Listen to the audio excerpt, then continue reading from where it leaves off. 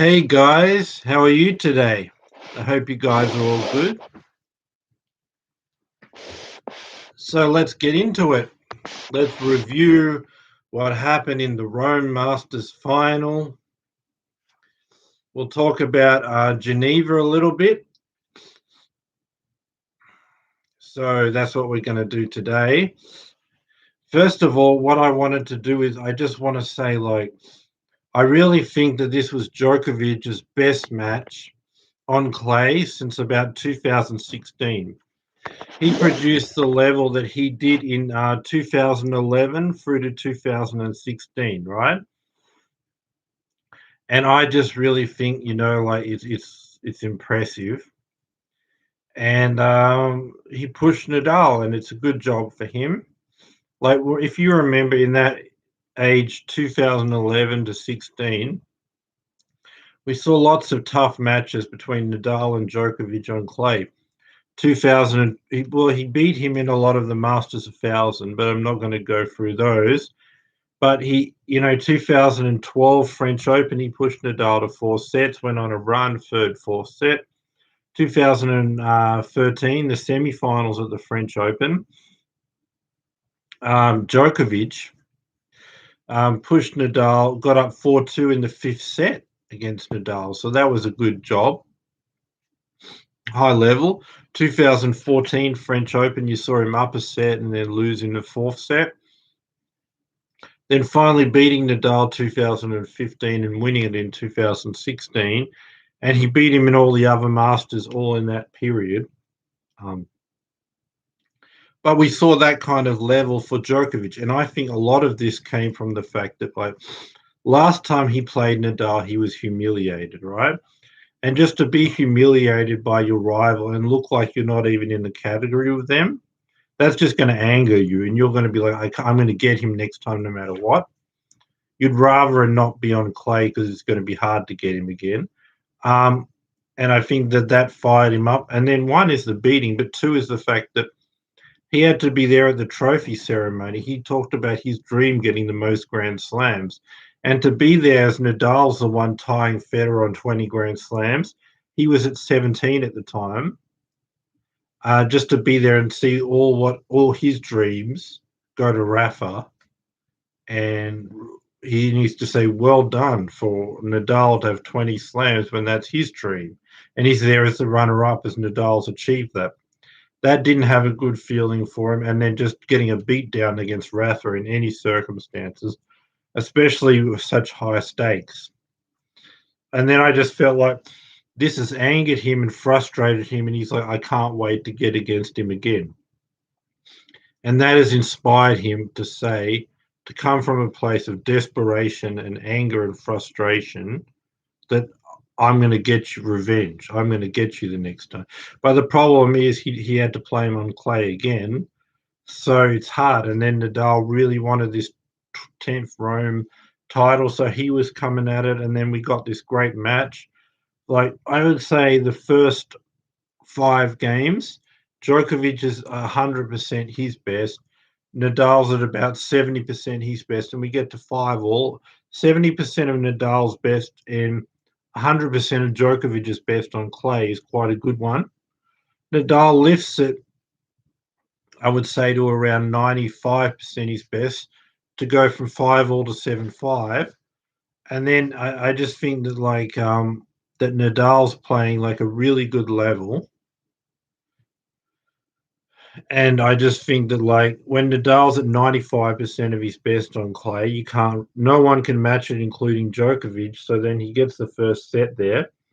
Djokovic is in a problematic situation where he needs to hammer the ball as hard as he can near the lines and do it consistently. And if he doesn't go as hard and close to the line, then Nadal's extreme level is just dominating the point with his forehand, with the time to set up and the clay and all of that. And then when he goes for too much, then he's pushing the line too hard and risking errors. So you see Djokovic trying to push that high level to the absolute limits near the line.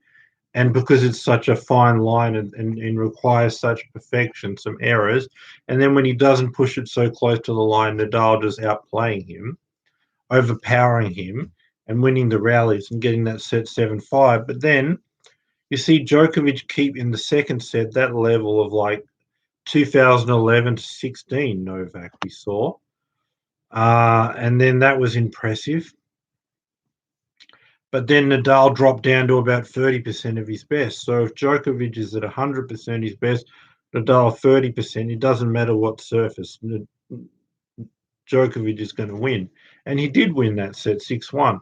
Nadal was either too defensive, giving Djokovic control of the point, and or then he went for too much and missed it. So he's like going for too much, errors, being too safe. Djokovic just controlling the rally.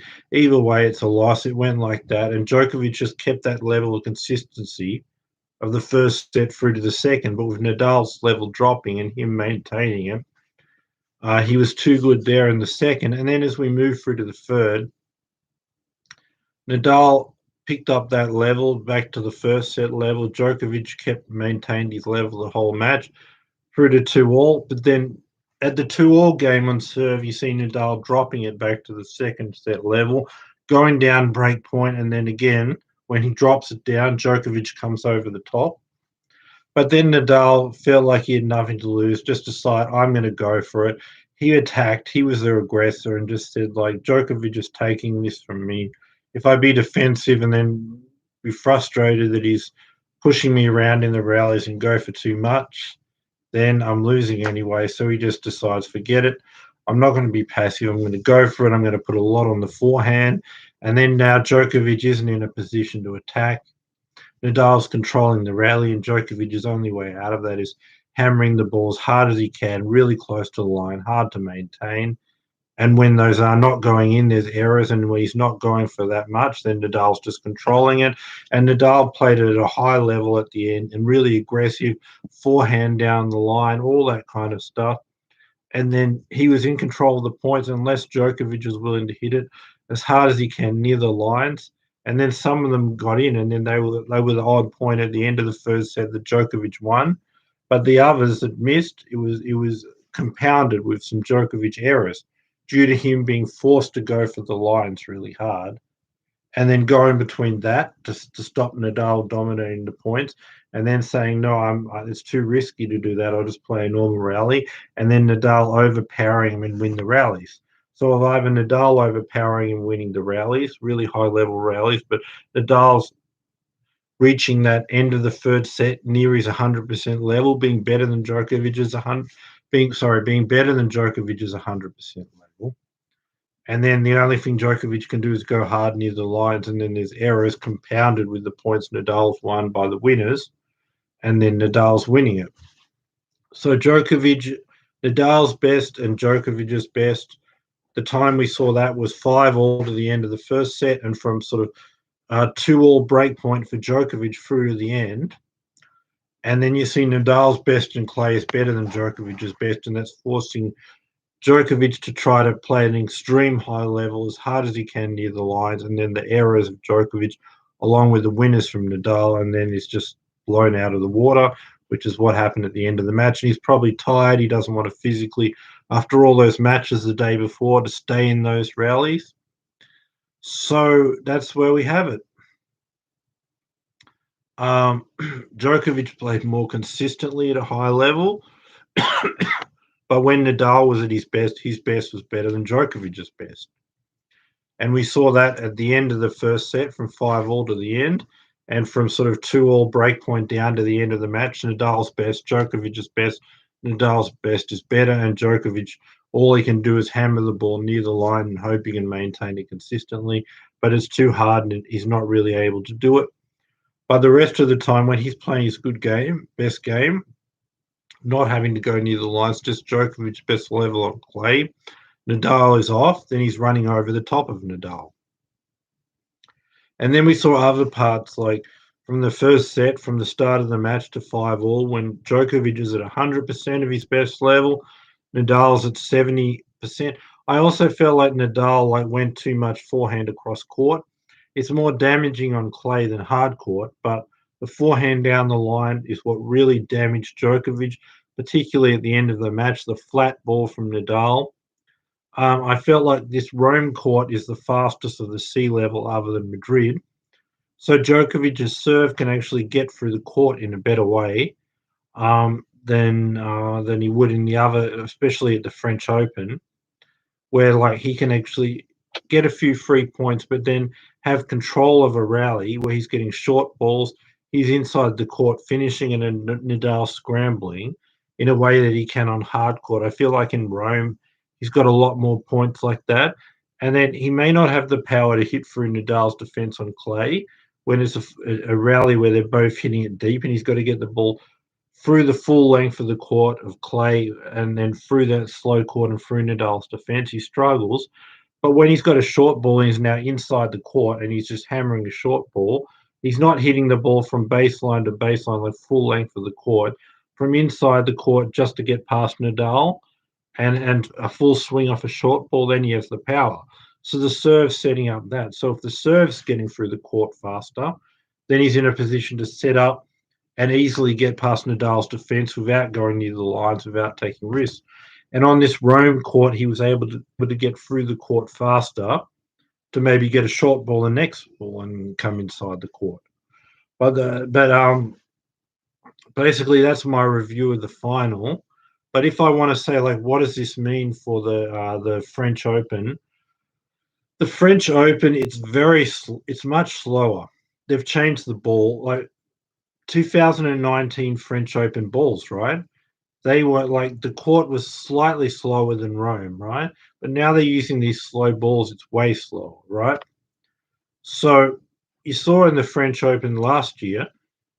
See, in Rome, what we're seeing is, right, Djokovic is able to get his serve through the court like hard court and then control the rally through short balls, right? And then all he needs to do is finish it off with a short ball from inside the court, right? But at Roland Garros last year, we saw like the serve's not quite going through the court. Nadal's able to get it deep, and then he's in a 50-50 rally, and Djokovic has got to generate from a deep ball from the back of the court, hit the ball the full length through the court through Nadal's defense off a slow court. He's not having power to be able to do that. And because the serve is the surface and the slower ball is slowing down Djokovic's serve, that causes Nadal to get it deeper. And then Djokovic from back there doesn't have the finishing power to get through the court. But if he's inside the court, he does. But the serve is also slower, right? So then that makes Nadal get it deep, and then that prevents Djokovic from getting the ball through the court. And the same struggle he has getting served through the court when Nadal's able to put it back deep is the same struggle in the rally. If he's not inside the court on a short ball, he doesn't have the power to get it through. And in Rome, he's getting more of his serves through the court and he's able to finish it off because he's inside the court attacking short balls and he can finish from there. But when the ball on the court is slower at Roland Garros, then suddenly it's a deep ball and he's got to finish from behind the baseline. He doesn't have the power to do it. And then because the reason why he's having to do that, because his serve is slowed down with a slower ball on a court at Roland Garros, right? Then his problem is it's even harder to get through the court at Roland Garros than it is at Rome. Like if Nadal gets the ball deep at Rome, even though it's much harder for Djokovic to get through the court from a 50-50 rally, because the same reason his serve went through the court, his rally shot has a much better chance and more of the time will get through without him taking risks. But at Roland Garros, both the serve won't do it, which will force him to have to, from behind or on the baseline, hit a deeper ball with power through the court through Nadal's defense. And the same reason the serve didn't go through the court and Nadal got that deep are the same reason the rally shots don't go through. French Open final last year, Djokovic serve was good, but Nadal got them all deep and forced Djokovic to have all these 50-50 rallies just to hold serve, right? And then from the 50-50 rallies, it's harder to finish because the court's slower than Rome. And then he has to have more of them because he's not getting free points or short balls because Nadal's getting the ball back deep. The reason he's getting it deep because the court's slower and Djokovic isn't getting any short balls. And that's the same reason why in those 50-50 rallies, which Nadal's forcing him, right? he doesn't have the power to get that through the defense of Nadal in the same way his serve won't get through. Whereas in Rome, he's going to get more serves that are going to go through the court. He's going to get more short balls that he can get inside the court and control a rally. And even when he's in a 50-50 rally, right, he's got more of a chance to, even from there, from the back of the court, without a short ball, to get the ball through Nadal's defense. So that makes a huge difference when, even if you're in a 50-50 rally, Djokovic's shots are going through the court more, but he doesn't have to do that all the time because his serve's getting through the court and he's able to control it from the short ball, and he has power to finish any court if he's inside the baseline like that. So these are the differences between Roland Garros last year and Rome this year. We're going to go back to Roland Garros now. So it's a lot of Nadal's going to have more time to make the returns, more deep balls, and now Djokovic is going to be forced to be in those 50-50 rallies. And from without short balls and from that place, it's going to be harder for him to get through the court. It won't be as slow as it was last year because that was in October, but it's going to be in that direction and much slower than it was in Rome. So Djokovic will be battling 50-50 rallies just to hold, and he's going to have to hit it for a slower court from that position. And then it's a high... Excuse me, it's a higher bouncing court in the French Open as well as slower. So then Nadal's balls are going to be jumping up too. And then you're going to have to do it from best of 5. And then in addition to that, when Nadal on the rally shots like to stand far behind the baseline, right? To give him more time to make the return of serve, or if he needs to be in a defensive position in the rally.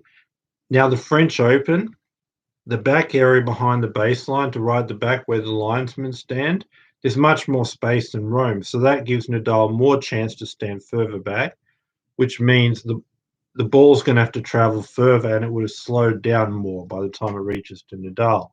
So, which is going to make it even harder. So 1, you've got a slower court. 2, you've got a slower ball. And 3, Nadal standing further back. So even if it gets through the court fast, it's slowing down by the time it travels and reaches him. So when you add all that slower court, slower ball, and Nadal more space from behind the baseline.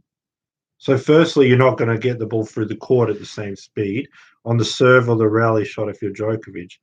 Secondly, even if you are, by the time it gets all the way back, that extra space Nadal has behind the baseline is slowed down anyway. So then Nadal's going to have a huge amount more time. 1, if he stands forward, he's going to get more time because the ball's traveling for a slower court with a slower ball. 2, he's further back, so that's creating even more time again. So he'll be able to get Djokovic's serves back deep, and it'll be very difficult to Djokovic to get through his defense in the rallies too. And then also with the higher bounce here, the top spin, it's going to jump up. So if you think that Djokovic was close to winning here and played great, so he has a chance at Roland Garros, these reasons are why we're seeing Djokovic win Rome 5 times, but Nadal 9 times. But at Roland Garros, it's been 13-1 because it's much more harder. That's why 2014, other years, Djokovic wins Rome and then Nadal wins the French Open and people are confused. If Djokovic wins Rome, he has maybe a 40% chance to do it. But now he's got a much tougher task. Can he do it if he wins Rome? I don't know, but it's a lot harder than doing it in Rome. But if he's only close to doing it in Rome and can't even do it in Rome, then he has no chance. So if it's close in Rome, it's a beatdown at the French Open. If it's a Djokovic win in Rome, then it's a close match in Roland Garros. But right now we're at a stage where it's a close match in favour of Nadal at Rome. And now we're moving to Roland Garros, where you've got to say, when the conditions were much more favourable, they're faster and lower bouncing in Rome, it was good enough for Djokovic to make it close, but not good enough for him to win. How is he going to do when it's much slower and much higher bouncing and Nadal can stand further behind the baseline when he already needs improvement from the conditions he had in Rome? But that wasn't even enough for him. But now somehow he's going to be able to do it when it's much harder. Like I said, even if he won that match, it's much harder. and just bringing a level that would win in Rome wouldn't beat Nadal at Roland Garros. But he hasn't even brought that. But he did a good job. I think he showed that he's the second favourite in the tournament. But even winning wouldn't be a good enough level to win in Roland Garros because it's harder. And then this new slower ball at Roland Garros, how it's going to impact things in their matchup in the tournament in general. Like Roland Garros is always slower and higher bouncing than Rome. With the 2019 Babolat ball, it was slightly slower than Rome, right? But much, much higher bouncing. So then the main thing was the higher bounce, but slightly slower. In their matchup with this new ball, the slowness of the court and the ball is way slower than Rome now. Not a bit anymore. But then the difference in bounce is small, but it's still more bounce in Roland Garros, right? So you're either going to have a lot slower in Roland Garros with a bit more bounce, or a bit slower and a lot more bounce on the old ball. But Djokovic would rather the old conditions because he can get through the court better, the faster ball. Whereas for Nadal, it's maybe a bit too slow because it's taken away the bounce. So he's got all the slowness that he wants, but and quite a lot of bounce, not quite a bit. But then if you make it hot, then this ball is going to be slow anyway. It'll never be like a faster clay court like before at Roland Garros when it was hot, right? So then it's going to be slow either way, but it could be a bit less slower in the heat. Now they're playing deeper into June with some bounce now. And that would be ideal for him, I think. I think under old conditions, he'd rather it cold because the bounce is going to be there anyway, but he does want it to be like a fast clay court. But now it's really slow, and he's going to get the slowness in cold or heat. But it could be extremely slow without much bounce, or just very slow with quite a lot of bounce if it's hot. So I think considering it's slow either way, he would rather it slow with more bounce. So moving it more into summer, into June, says that like this court is going to be slow regardless of the conditions, but he can have bounce too if it's hot and doesn't need to get the bounce, have it faster like before. This ball and this season will be ideal for him. But then if he's playing Thiem, the old ball is better because Thiem likes time on his shot, wants time to set up on the forehand, can hit through any court. But the problem for Thiem against Nadal is the high bounce, right?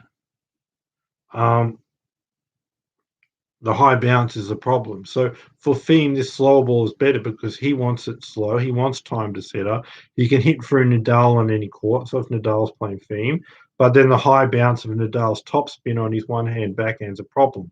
This ball limits that problem for him. So it's better for Thiem in a matchup with Nadal. But for Djokovic, it's not the high bounce. It's the fact that like what I've just said, that like if it's slower conditions, Nadal can get the ball deep and force him in a long rally where he needs to generate pace from the back through this court, through Nadal's defense, and make it much harder to do that. And then much less shorter balls because his serve's not even getting through the court, which is enabling it to be deep and then forcing him to have to generate through Nadal's defense, which is harder again. But then if it's faster on clay, Djokovic is going to get more short balls that he can control the point. He's going to be able to finish from there, and even from the back in a 50-50 rally, it's going to be easier to get through the defense. And then for Nadal, when it's slower, he has more, can get in these rallies, has more time to run around on the backhand side, hit forehand, get through that big motion on the forehand where he has time to set up and can hit through any court. So this new ball is better for Nadal versus Djokovic, but worse versus Thiem for the reasons I mentioned. But what I'm just saying here is a test that's much easier for Djokovic at Rome, he couldn't pass. And now he's not able, he's close, but he's not quite there. So Roland Garros is so much harder. But yet when it's much easier in Rome, faster and lower bouncing, he wasn't able to do it. So like I said, those are the three differences that we'll see. Significantly slower, higher bounce, and more space for Nadal to stand back. And being close at Rome and losing means it's not close at Roland Garros. Winning in Rome means probably it is close, but you're the slight underdog. But he didn't win, so Nadal's the clear favourite. But being that close to him And with Thiem being this far off, I think it puts him ahead of Thiem. And then that leads me to the French Open power rankings. I'm going to put Medvedev at number 10 because he's number 2. So, like, he can rally, he can run down balls. He's poor on clay, but just that gives him number 10. Number 9, I'm going to give to Federer because he's just coming back. He was never the best on clay. It was his worst surface, but still quite good. But the fact that it'll be his second tournament back, he wouldn't even be ready on his best surface to be his best. But then on his worst surface, he'll be better than Medvedev. But that's not saying a lot. But then, like I said, Federer not at his best yet and on his worst surface. I give Federer 9 on my French Open power rankings. Then at 8, I'm going to give it to I'll give it to Berrettini. I think he's done quite well. He's got power off the serve and the forehand, and there's time to set up and finish points. So I really think that on my French Open power rankings, we've got Berrettini at 8. Berrettini at 8. So just due to the fact that he's done well, slow conditions, time to set up, then forehand can hit through any court. And some of the results. So I'm going to give Berrettini the 8th place. Schwartzman, he's consistent. He's a good rallier. He did well with his ball last year at the French Open in these conditions, even slower. He'd rather, and then did well in 2018 in the quarterfinals. So just the fact that he's 2018 quarterfinals, and last year he went to the semi-finals, and he's got great speed, hard to get through his defense on a slow court. So what I would give Schwartzman is the 7th place, but then the prop, like beating Nadal at Rome last year and making the semifinals at Roland Garros, hasn't done much this year, but just those facts, being in the top 4, I've got to give him my 7th spot on the French Open power rankings. So now we'll move to the 6th spot. I think Rublev's got that because I think Rublev's got. He made the quarterfinals last year, final in Hamburg, final in the Monte Carlo Masters. He likes a rally. He likes time to set up on his shot. Has power to hit through any court. And like even Schwartzman, who I've got him at 7, he would overpower Schwartzman. So I'll give him 6. 5 is the Rev. He likes playing on clay. He's usually around the quarterfinals at Roland Garros. He's won a Masters of 1,000 this year, so that's why he gets my top 5 spot. He's beaten Nadal, even in Rome on more slower conditions. He was able to make Nadal battle for a couple of hours when Nadal was playing near his best level. And just the fact that he's done well. He's won a Masters of 1,000. He's usually in the quarterfinals. I'll give him 5. Then at 4, it's really hard because Tsitsipas and Thiem. Tsitsipas has done great this year. He's really been playing the third best. And Thiem's got depression. He's had a horrible year and all of that. But I just think he's playing, he's playing 3 tournaments now. Madrid, Rome and Lyon, and then a week off, and then not have to play well to get through the week of the French Open. I think he'll get a decent level. So that's why I'm going to put him ahead, because consistently over his career, 2 French Open finals, he's done better than Tsitsipas. So that's why I'm going to put Tsitsipas at number 4. He made the semi-finals last year. He's won a Masters of 1,000 this year. Nadal, Djokovic, and Thiem have clearly been the top 3 on clay, and a big gap with everyone else. He's closed the gap and almost there, but I'm just slightly there. He's not great under pressure. He's lost to Nadal in Barcelona at the end, Djokovic in Rome. But really, I think he's better than everyone else.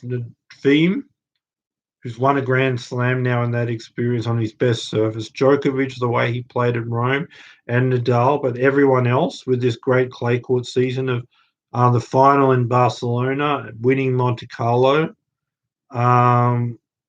Madrid didn't do great, but then really pushing, getting about a point away from beating Djokovic here in clay. He deserved this fourth spot. Thiem, I would have put him at number 2, but the thing of it is, just due to his bad year, I think Nadal's generally the best. Thiem consistently in 2018 and 19 and 17, he proved himself better than Djokovic. And he's generally, when all three are best, he's the number 2. But because he's been so far off this year, and he's got depression, he's got all of these things, and then Djokovic really pushed Nadal, and the old Djokovic, we're talking about a better Thiem now, who's went to the final twice at the French Open, and then we're talking about a Djokovic that's just been very average on clay since 2016. So Thiem's usually ahead.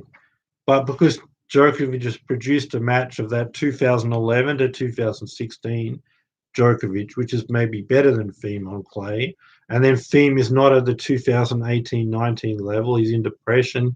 He's not playing well. I'm going to have to demote Thiem. If they were all playing their best, he'd be number 2, but he's not. He's far from his best.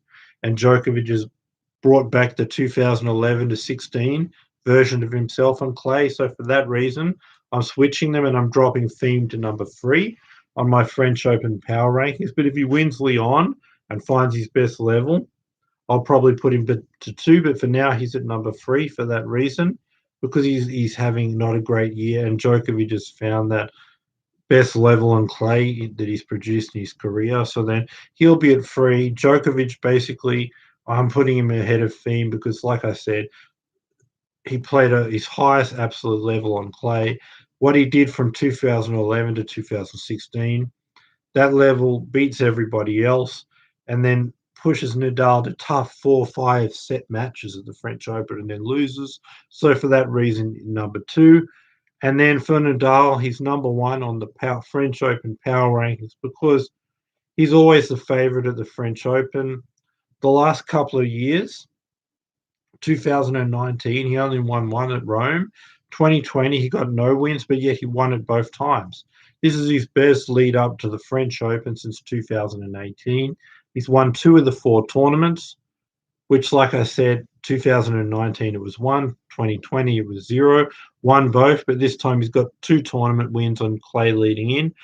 Best since 2018. His typical clay court season where he wins everything but Madrid, Monte Carlo, Barcelona, Rome, loses at Madrid, and then the French Open. The only difference between this and those seasons now is not winning Monte Carlo. And if you look at why, that situation, he was going 5 months with only 1 tournament played. He wasn't match fit. He wasn't coming from Indian Wells and Miami. So for that reason, he's saying, I've only played 1 tournament in 5 months. I need a tournament to warm up. By the second clay court, I'll be my normal self. So he doesn't win Monte Carlo. So that's not relevant. His reason for not winning is his reason is because he had 5 months leading up to it with only 1 tournament, right? So he isn't ready.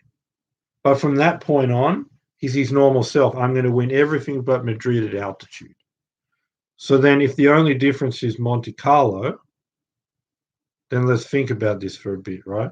And his reason for not winning Monte Carlo, because he had 5 months with 1 tournament leading into it, that's not relevant to the end of the clay court season with all these tournaments and matches at all. It's only relevant to that time when he had 5 months with 1 tournament leading in.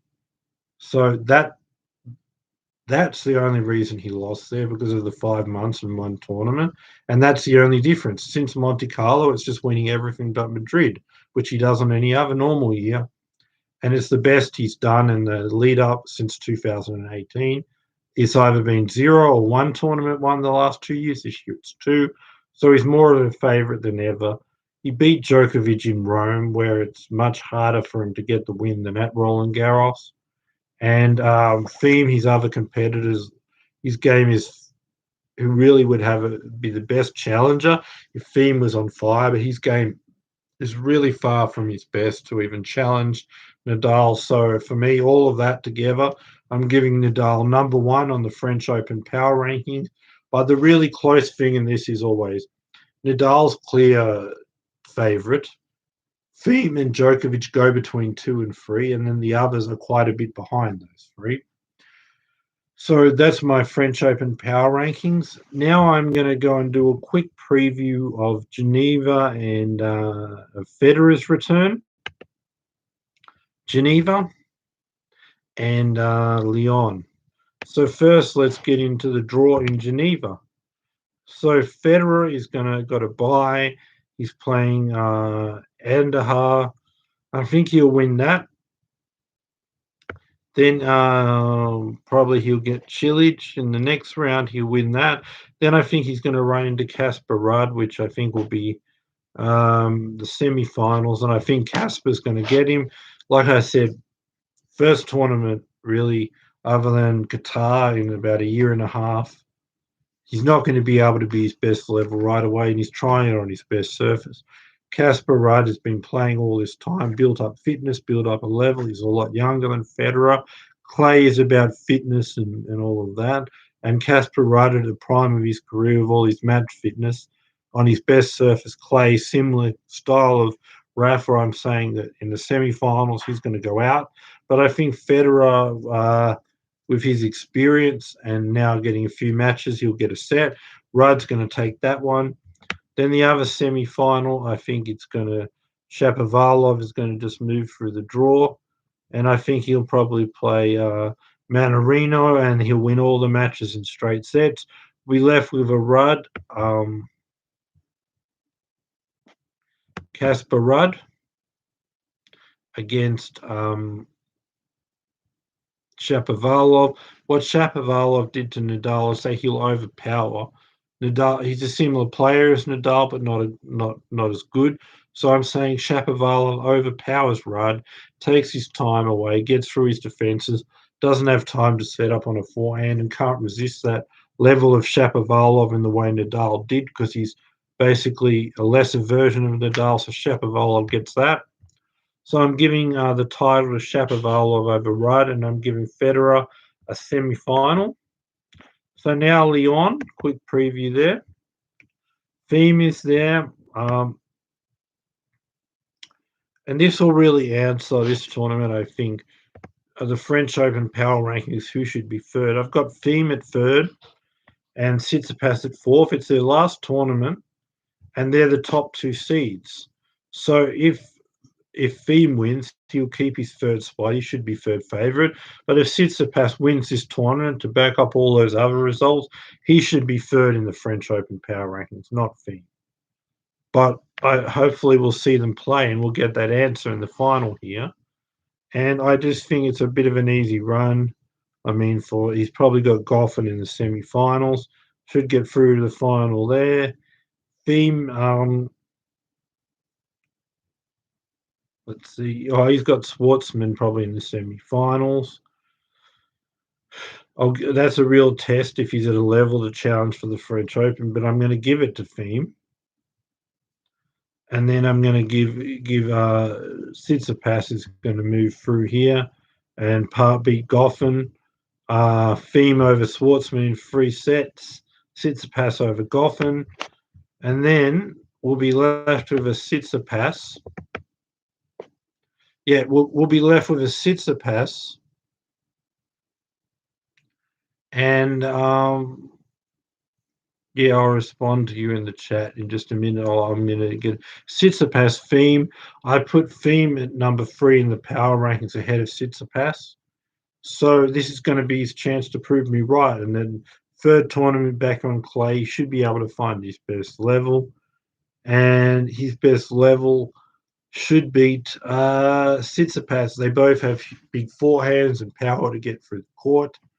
But when it comes down to it, both being able to be in these rallies, both having huge forehands, but Thiem has a little bit more consistency on the shot and better defense. And then we saw he was able to overpower Djokovic, Tsitsipas in Rome.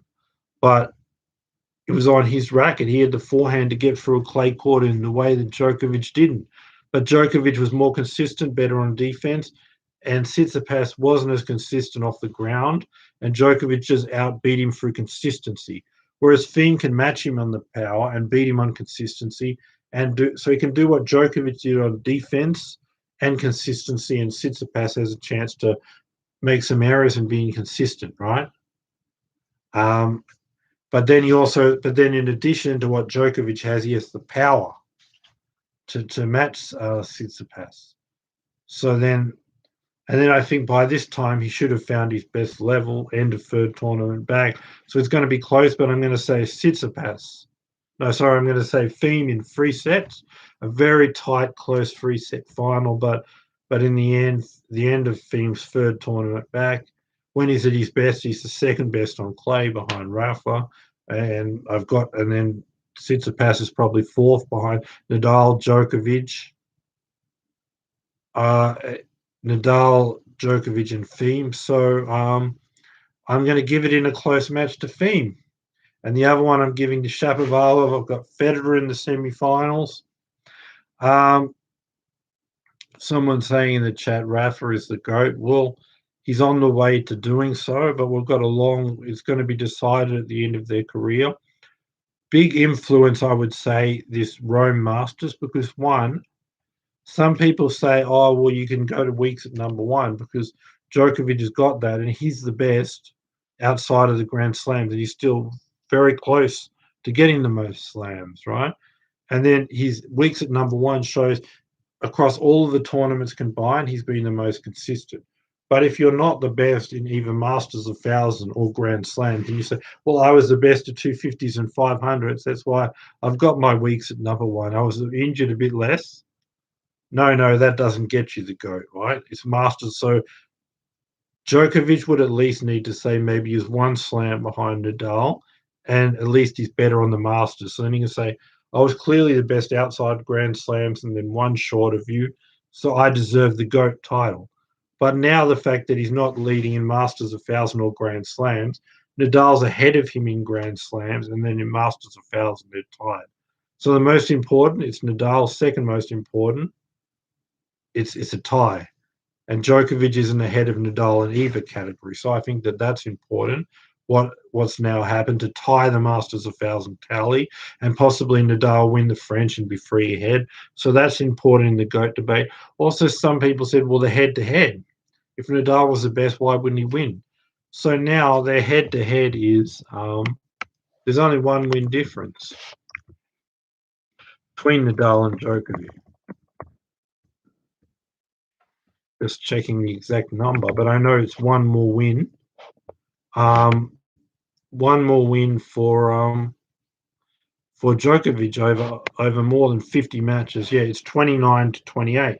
So when you're talking about 57 matches, 1 best of 3 set, how can you say in 57 matches I won 1 more best of 3 set, we're going to have that decide the GOAT? You can't. Especially when the guy who's won behind in the head-to-head is 10-6 in best of 5. So 4 more best of 5 set wins for Rafa is more important than 1 more best of 3 set. And 1 match in almost 60 matches, we've just got to say the head-to-head doesn't tell us anything. They're even. But then in Masters of 1,000, they're even too. 250s and 500, we can't give that credit for the GOAT debate because the top players aren't all playing each other. So then if we're tied in head-to-head, basically, and Masters of 1,000, it's all about the Grand Slam. So it's 20-18. So we've got Federer and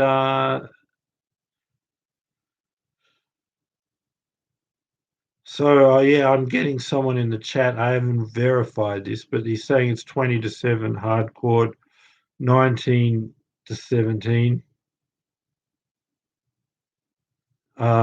2 all on grass. He's saying 20-7 on hard court, and what is it? Yeah, 19-7 on clay. Oh no, sorry, he's saying 19-7. Yeah, but anyway, it's about the same. 19-7, 20-7 hard court, clay 2-2. So that just says Djokovic is better on hard court. They're even on grass, and Rafa's clearly better on clay. One other thing is Nadal's got more US Opens. and that's on Djokovic's best surface, outdoor hard court. And Nadal leads the head-to-head at the US Open 2-1 over Djokovic. So I think that's quite big. And even though it's the best hard court for Rafa, it suits any hard court. Djokovic should be better. So the fact that 2-1 head-to-head at the US Open, 4-3 in US Open, I think that's a big thing. And Nadal could actually win the most US Opens in history if he wins one more. So the guy that they're calling a clay quarter, if he's going to be tied, win one more US Open, tied with Federer and Sampras for the most US Opens, that would be huge. But I'm just saying, well, like I'm saying, is if their head-to-head's about equal, Djokovic has one more best of 3, and Nadal has 4 more best of 5. They're even on Masters of 5. It's about the Grand Slam. So right now, 20-18. And if it's Federer and Nadal, they're tied at 20 all, but then the tiebreaker's got to be the head-to-head. Nadal's ahead there, way ahead. And then Masters of 1,000, I think he's about 8 ahead of Federer. So when you combine slams, Masters of 1,000 head-to-head, Federer or Djokovic can't compete in all 3. Like, Federer's tied in Grand Slams, but not Masters of 1,000 or head-to-head. Djokovic is even on head-to-head and Masters of 1,000, but behind on slams. So right now, if I had to say someone, I would give it to Rafa as the GOAT. But like I said, that can all change. If Djokovic gets the most Grand Slams, if Djokovic beat him in the French Open and then got more Grand Slams and then won more Masters of 1,000, he would be ahead in the head-to-head. He would be ahead in the Masters of 1,000 and the slams. So so that's my opinion on it. But Rafa's in they're not all retired. If they all had to retire today, we'd have to give it to Rafa, but they're not. But I think Federer's out of the debate because he's not going to really add any more slams, and Nadal's going to hit 21. So it's going to be more a case is can Djokovic pull ahead in the head-to-head? Can he win more Masters of 1,000s than Nadal that they're currently tied? Can he catch up? It's probably going to be 21-18 soon. Can he catch? And then if Djokovic can do all these things, then he could be the GOAT. But right now, Nadal's the favourite. So that'll be my video for today. And and I'm really trying to get an interview in the next 2 weeks before the French Open with Rafael Nadal. We've been discussing a 5 to 7 minute interview. So subscribe, you'll have access to that. And I'm going to go through Federer's comeback. I'm going to be doing a preview of the French Open. As soon as the draw comes out, there's so much coming up on this channel. We'll talk about what Djokovic is doing in Serbia, what Thiem, Tsitsipas, and Federer are doing in Lyon and Geneva, Djokovic when he's coming to Serbia. Then we'll get into the French Open. We'll preview that. We've got an interview with Roger Federer. So much coming up on this channel, especially the next 2 weeks. So subscribe to have access to all of that. You're going to love it. Bell notification, thumbs up. Have a great day or night. And be back here for my next video. Bye for now, guys. Thanks for watching. Bye. Thanks for being with me, guys. Bye for now.